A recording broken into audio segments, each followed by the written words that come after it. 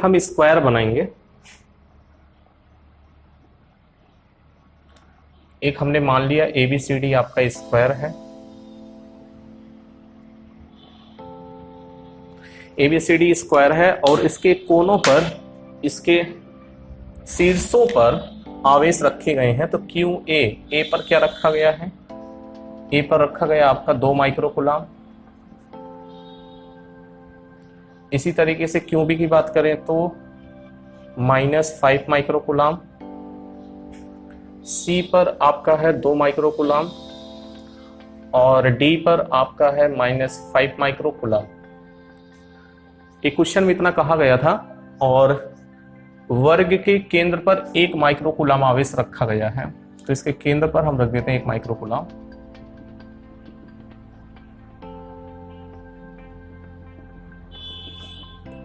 इसके सेंटर पर हमने रख दिया 1 माइक्रोकूलाम। ये भी आपका NCERT क्वेश्चन है। इसके सेंटर पर हमने रख दिया 1 माइक्रोकूलाम। ओके, अब देखिए ध्यान से कैसे हम चीजों को करते हैं। यहाँ पे इसके सेंटर को मैंने O ले लिया। अब आप देखेंगे, अब इसके केंद्र पर जो बल लग रहा है उसका हमें नेट फोर्स फाइंड आउट करना है। तो आप देखेंगे, पहले तो A के द्वारा देखेंगे। ये आपका 2 माइक्रोकूलाम है, 1 माइक्रोकूलाम है, तो इनके बीच में प्रतिकर्षण का बल लगेगा क्योंकि दोनों सेम है। तो FA की दिशा आपका इधर हो जाएगा, FA आपकी इस दिशा में लगेगी। इसी तरीके से अगर हम C के द्वारा देखें तो दोनों पॉजिटिव है, तो FC आपका इधर लगेगा। वेक्टर FC की दिशा इस साइड में हो गई। इसके बाद अगर हम देखें D के द्वारा -5 माइक्रोकूलाम और 1 है, अपोजिट चार्ज है तो अट्रैक्शन फोर्स लगेगा, तो FD की दिशा इधर हो गई। इसी तरीके से अगर हम B की बात करें, सेंटर पर जो B लगेगा, आप देख रहे हैं यहाँ पे 1 है, यहाँ पे -5 है, तो ये भी आपकी अपोजिट डायरेक्शन में काम करेगा। सॉरी, हाँ, एक साइड में ही काम करेंगे क्योंकि विपरीत आवेश है तो आकर्षण बल कार्यरत होगा यहाँ पर। तो FD बराबर कितना हो गया? FD कुछ इस तरीके से कार्य करेगा। अब देखिए यहाँ पे इसके सॉल्यूशन की तरफ हम बढ़ते हैं। आपको पता है कि vector FA plus vector FB plus vector FC plus vector FD, इन चारों का मान किसके बराबर होना चाहिए? 0 के बराबर। नेट फोर्स जो यहाँ पे लग रहा है 0 के बराबर होगा। लेकिन एक बात हमें ध्यान में रखना है कि वेक्टर FA, देखिए यहाँ पे वेक्टर FA और वेक्टर FB दोनों का परिमाण क्या है? समान है, लेकिन विपरीत दिशा में कार्यरत हैं, तो नेगेटिव के बराबर हो जाएगा। तो यहाँ पे लिख सकते हैं कि FA बराबर माइनस ऑफ वेक्टर FC। ठीक इसी तरीके से वेक्टर FB बराबर और माइनस में होगा वेक्टर FD के। ओके, तो यहाँ पे हम इस निष्कर्ष के आधार पे कर सकते हैं, क्योंकि देखिए यहाँ पे इस FC को FA कैंसिल कर देगा, FD को FB कैंसिल कर देगा। तो इस आधार पर सेंटर पर जो लगने वाला फोर्स है, वो पर जो फोर्स लगेगा वो आपका 0 होगा। तो हम कह सकते हैं यहाँ पे रिजल्ट यहाँ पे लगेगा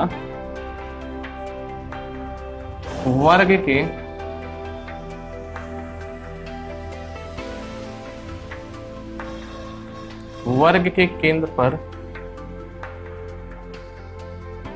कुल बल कितना होगा? जब सारे फोर्स कैंसिल हो गए तो आपका 0 न्यूटन लगेगा। 0 न्यूटन है, 0 न्यूटन है, 0 N है। N का मतलब आपका क्या हो गया? न्यूटन। आप इसको लिख सकते हैं, अच्छे से लिख लीजिए, स्क्रीनशॉट आप इसका ले लीजिए।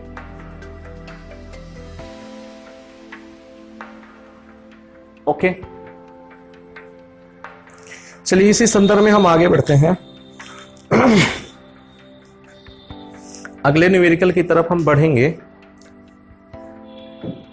देखिए आज का अगला न्यूमेरिकल क्या है? ये भी आपका NCERT क्वेश्चन है।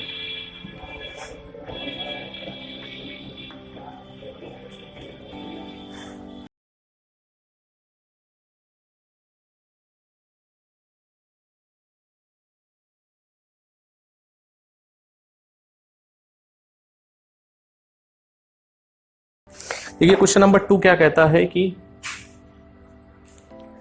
4 गुणे 10 की घाते -9 कूलाम। अगला क्वेश्चन है 4 गुणे 10 की घाते -9 कूलाम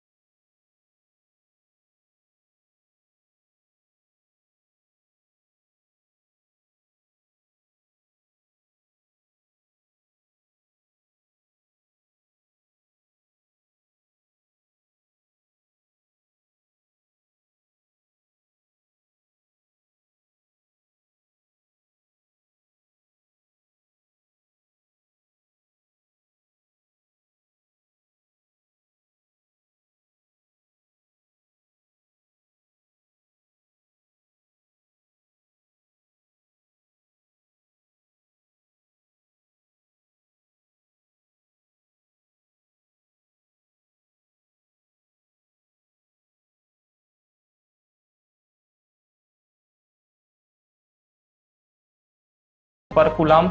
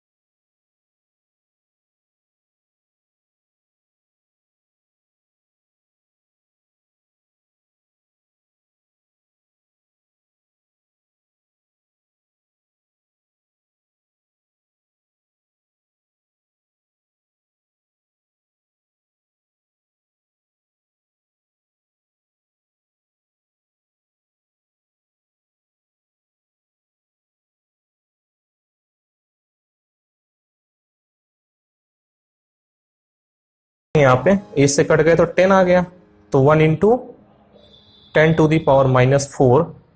और इसके मात्रक की तरफ अगर हम बढ़ें तो कितना हो जाएगा, न्यूटन मीटर। Newton metre.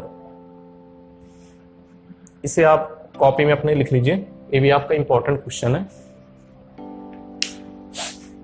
इसका स्क्रीनशॉट आप ले लीजिए।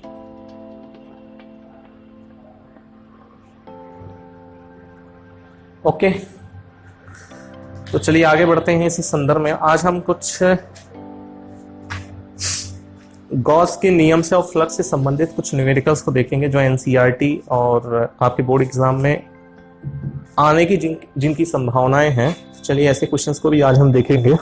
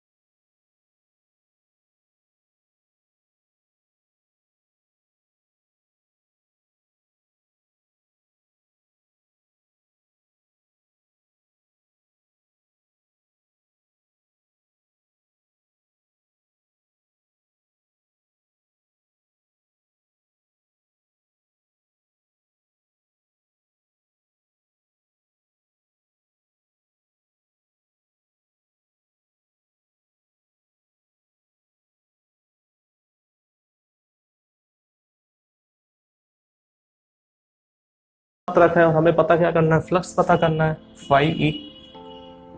फाई ई का मान हमें फाइंड आउट करना है। तो देखिए यहां पे मैंने आपको बताया था गॉस का नियम, गॉस के नियम से फ्लक्स निकालना। तो यहां पे लिखेंगे कि वी नो दैट, हम जानते हैं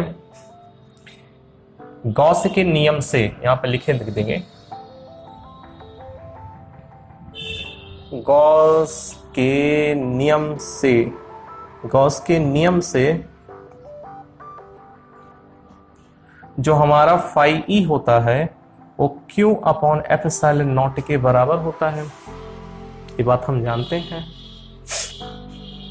तो यहाँ पे क्यू का मान कितना दिया गया, 10 के घाते -7 बटा एप्सिलॉन नॉट कितना है 8.85 इंटू 10⁻⁻12, और इसको सॉल्व करेंगे तो यहाँ से हमारा जो फाई ई है वो निकल करके आएगा कितना,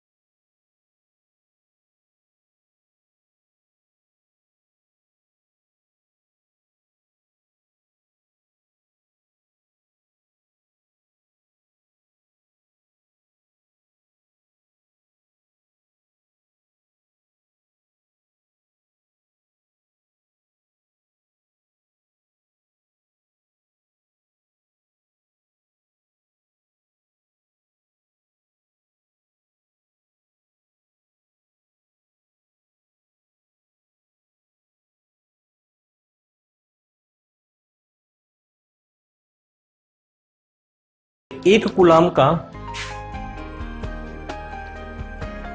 यदि एक कूलाम का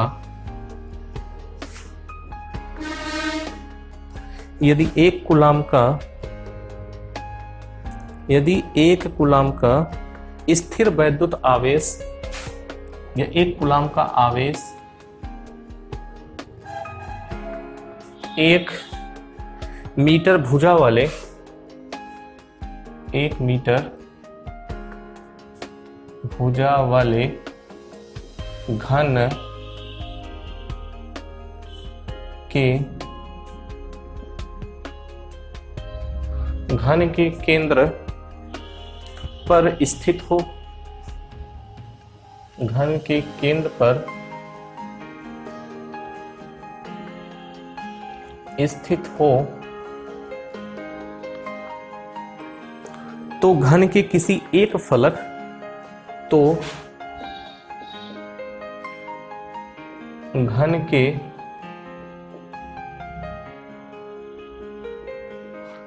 के किसी एक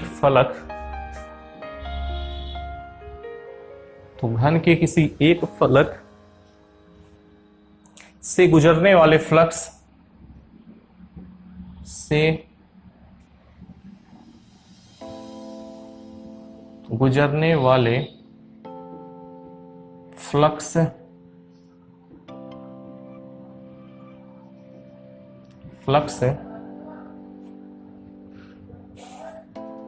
घनत्व की गणना कीजिए। फ्लक्स घनत्व की गणना कीजिए। देखिए कैसे करते हैं इसको, बहुत ध्यान से चीजों को देखेंगे। देखिए सबसे पहले आपको कहा क्या गया, क्वेश्चन के अकॉर्डिंग अगर हम चीजों को समझें तो आपसे कहा गया कि आपके पास एक क्यूब है, एक घन है। घन आप कह सकते हैं जैसा आपका एक रूम है, एक कमरा जो होता है वो घनाकार होता है। आप उस कमरे में देखेंगे तो 6 फलक होते हैं, 6 फेसेस होती हैं। ओके, तो जो आपका फ्लक्स आता है Q/ε0 से आप निकालोगे, जो टोटल फ्लक्स आएगा वो बताएगा कि 6 फलकों से 6 फलकों से फ्लक्स का मान कितना है, लेकिन आपको प्रश्न में पता करना है कि एक फलक से गुजरने वाले फ्लक्स का घनत्व निकालिए।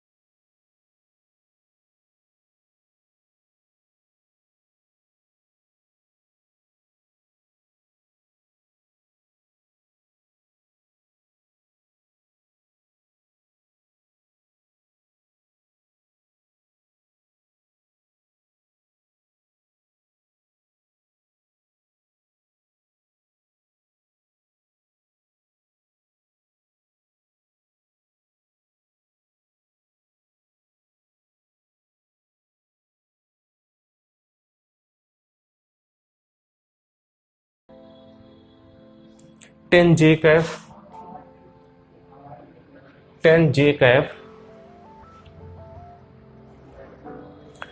रखने पर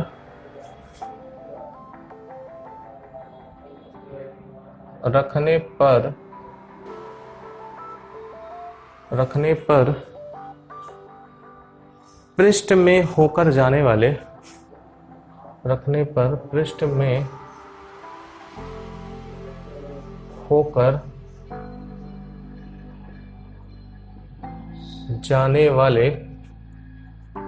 जाने वाले वैद्युत फ्लक्स की गणना कीजिए। वैद्युत फ्लक्स की, या हम लिख सकते हैं यहाँ पे फाई हमें फाइंड आउट करना है, हमें फाई का मान पता करना है। तो देखिए कैसे करेंगे इस क्वेश्चन को। कुछ आपको क्लास 11 की कुछ बेसिक बातें मैं बताऊंगा वेक्टर से रिलेटेड।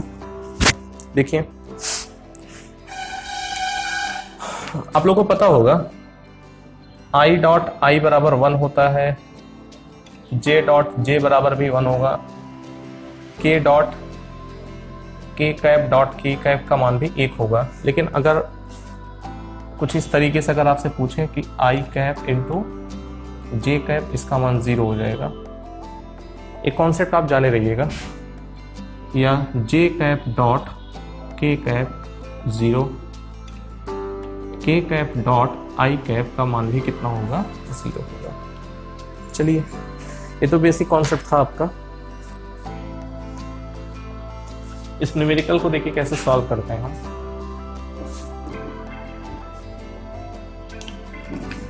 सबसे पहले हम लिखेंगे हमें गिवन क्या है, दिया क्या गया, पता क्या करना है आपको। लिखते हैं यहाँ पे सॉल्यूशन में वेक्टर ई बराबर 2i cap 4j cap plus 7k cap.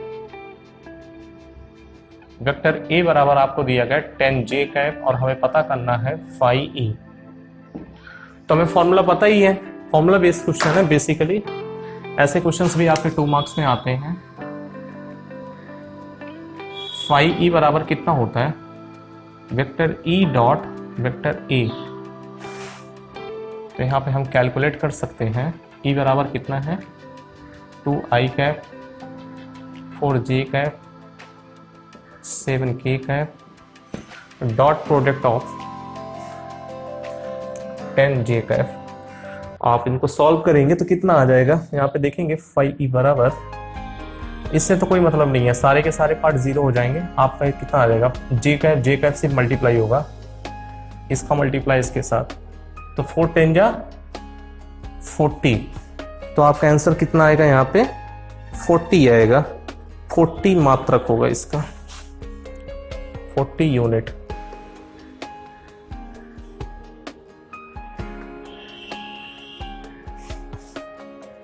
Okay, इसका स्क्रीनशॉट आप ले लीजिए।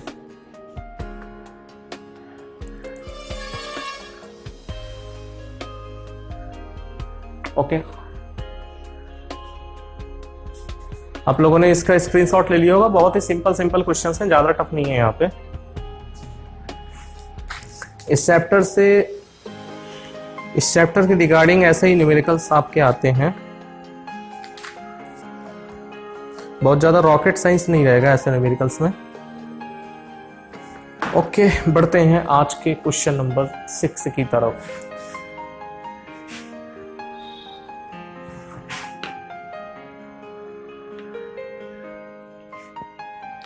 आज का क्वेश्चन नंबर 6 क्या कहता है, देखिए यहाँ पे।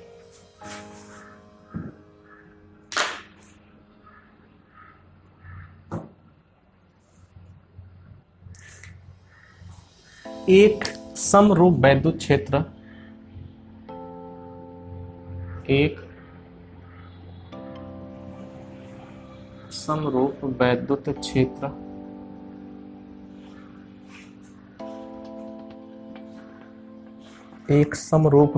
क्षेत्र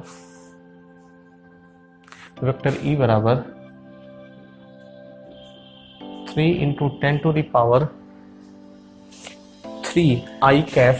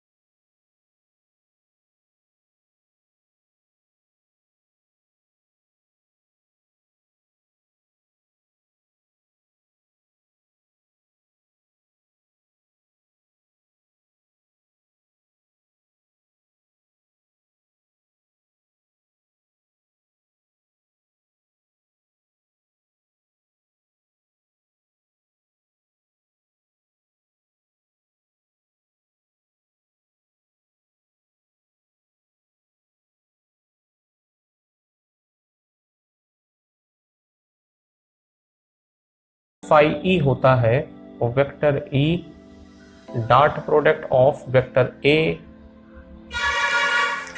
डॉट प्रोडक्ट आप हटाएंगे तो ई एक कॉस थीटा हो जाएगा। तो फाई ई यहां से हम कैलकुलेट करेंगे, ई कितना है 3 × 10⁻⁻⁴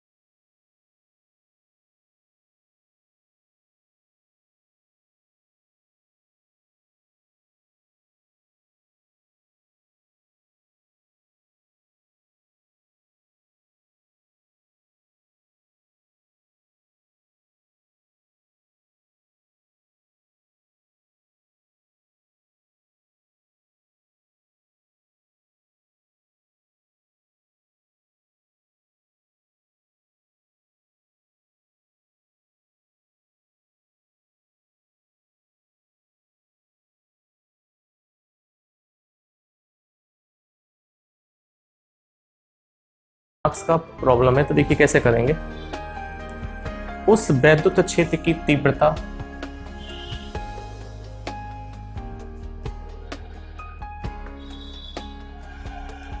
उस वैद्युत क्षेत्र की तीव्रता ज्ञात कीजिए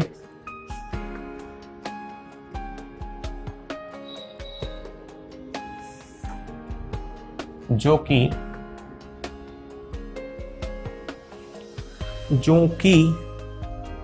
जल की एक बूंद को जो कि जल की एक बूंद को जो कि जल की एक बूंद को जिसकी त्रिज्या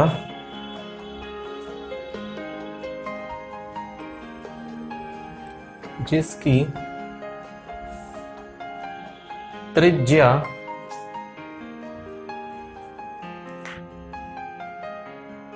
10⁻⁻5 सेंटीमीटर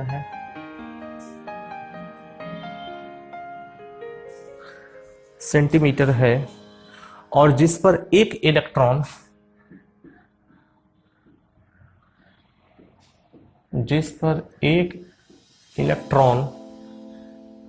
का आवेश है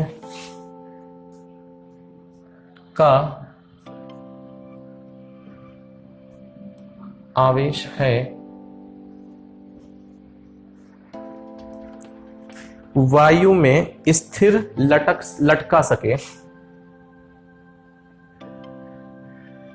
वायु में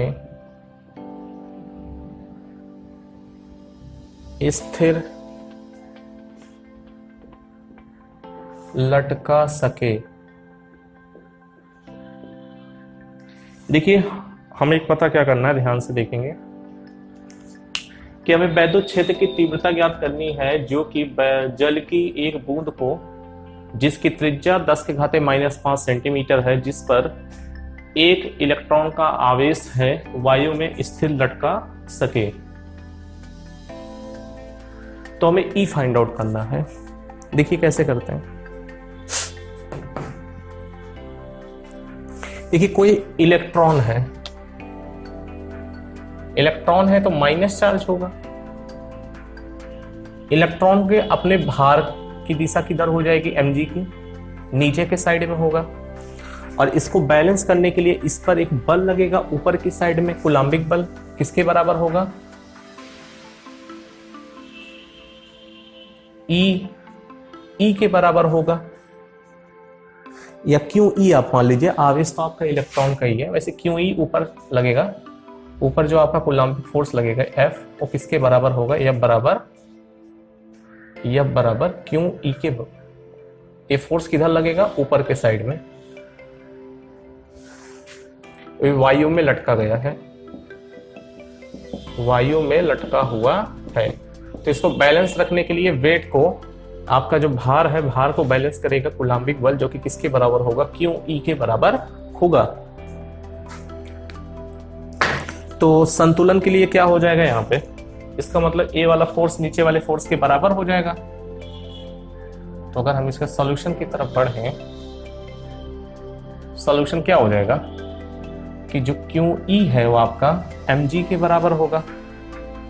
यहाँ पे देखिए क्यू ई ऊपर का फोर्स नीचे वाले mg के बराबर होगा। तो यहां से हम कह सकते हैं कि E बराबर, क्योंकि E ही आपको क्या पता करना है, तो E बराबर कितना हो जाएगा, mg अपॉन क्यू हो जाएगा। तो m कैसे निकालेंगे इसको देखिए, आपने एक फॉर्मूला पढ़ा होगा कि जो घनत्व तो होता है, डेंसिटी, वो मास पर यूनिट वॉल्यूम के बराबर होता है, मास पर यूनिट वॉल्यूम के बराबर होता है। कुछ बातें और एक चीज लिख लीजिए, यहाँ पे पेपर में कुछ बातें में और दी गई हैं। जैसे देखेंगे G का मान 10 है और जो पानी का घनत्व होता है 10⁻3। देखिए आपको दिया गया है यहाँ पे पानी का जो घनत्व है 10⁻3 किलोग्राम प्रति मीटर क्यूब है, और G का मान जो दिया गया है वो 10 है, मीटर पर सेकंड स्क्वायर। ओके हाँ, तो यहां से देखिए हम मास निकाल सकते हैं। मास किसके बराबर हो जाएगा, द्रव्यमान। द्रव्यमान बराबर घनत्व गुणे आयतन के हो जाएगा, घनत्व गुणे आयतन के बराबर आपका द्रव्यमान हो जाएगा। ये बात आपको समझ में आई? तो देखिए कैसे निकालेंगे हम, चीजों को ध्यान से देखेंगे तो हम इसको ऐसे भी लिख सकते हैं, इस फॉर्मूले को, कि E बराबर M को हम क्या लिख सकते हैं, घनत्व गुणे आयतन गुणे G बटा Q लिख सकते हैं यहाँ पे, क्योंकि मास है, द्रव्यमान है, मतलब घनत्व गुणे आयतन। तो देखिए कैसे निकालेंगे, रो क्या आपका घनत्व, घनत्व में दिया गया है 10⁻3। आयतन, किसका आयतन निकालेंगे, पानी की बूंद। पानी की बूंद होगी कैसे, गोलाकार होगा, और गोले का आयतन किसके बराबर होता है, 4/3 पाई r³, और त्रिज्या हमें दिया गया 10⁻⁵ सेंटीमीटर। अब चाहे तो इसको मीटर में बदल लीजिए, -7 क्यूब गुणे G का मान 10 है, 10 लिख दीजिए, और Q इलेक्ट्रॉन पर आवेश कितना होता है, 1.6 × 10⁻⁻19 कूलम।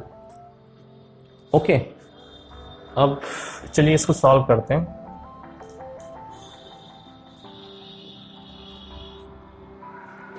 4/3, पाई का मान 3.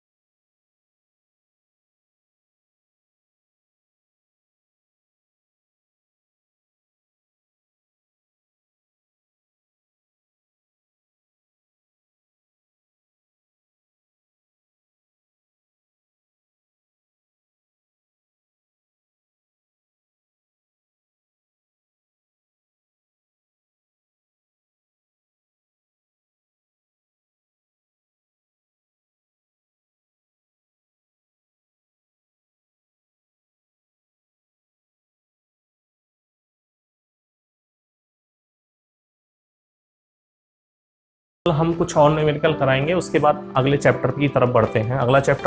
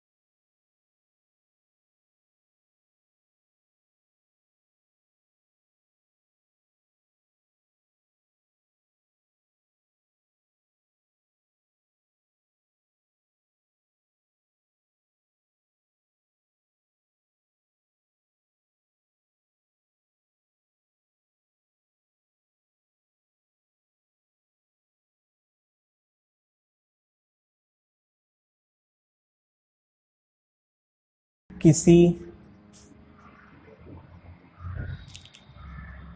9 सेंटीमीटर, किसी 9 सेंटीमीटर किनारे वाले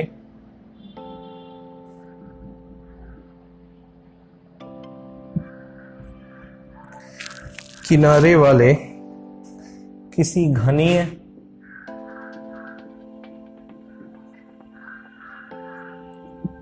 किनारे वाले किसी घनीय गौसीय पृष्ठ के